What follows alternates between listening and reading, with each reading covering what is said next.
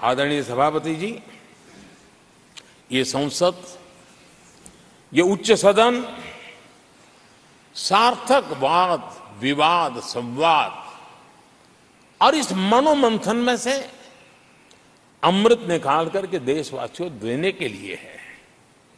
ये देश का सबसे बड़ा मंच माना जाएगा। लेकिन जब मैंने कई वरिष्ठ नेताओं की बातें सुनी पिछले 2 दिन में,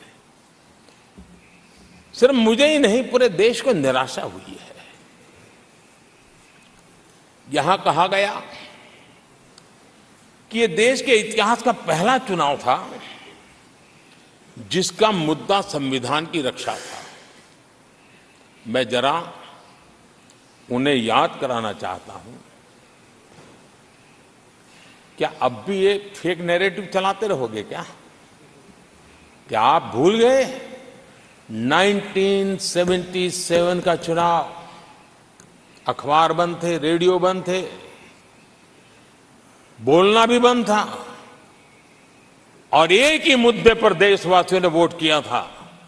लोकतंत्र की पुनर्स्थापना के लिए वोट किया था। संविधान की रक्षा के लिए पूरे विश्व में इससे बड़ा कोई चुनाव नहीं हुआ है और भारत के लोगों की रगों में लोकतंत्र किस प्रकार से जीवित है वो 1977 के चुनाव ने दिखा दिया। लेकिन आप गुमराह करे हो देश को। मैं मानता हूं कि संविधान की रक्षा का वो सबसे बड़ा चुनाव था और उस समय देश की विवेक बुद्धि ने संविधान की रक्षा के लिए उस समय सत्ता पर बैठे हुए लोगों को उखाड़ करके फेंक दिया था। और इस बार अगर संविधान की रक्षा का चुनाव था तो देशवासियों ने संविधान की रक्षा के लिए हमें योग्य पाया है।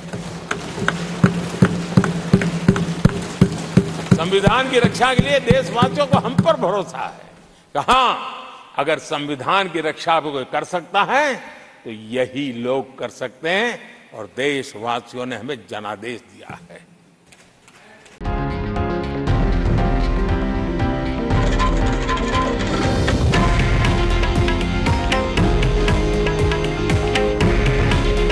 हे आहे देशातील नंबर 1 न्यूज नेटवर्क आणि आपण पाहत आहात TV9 मराठी। काळजी तुमची, हित महाराष्ट्राचं।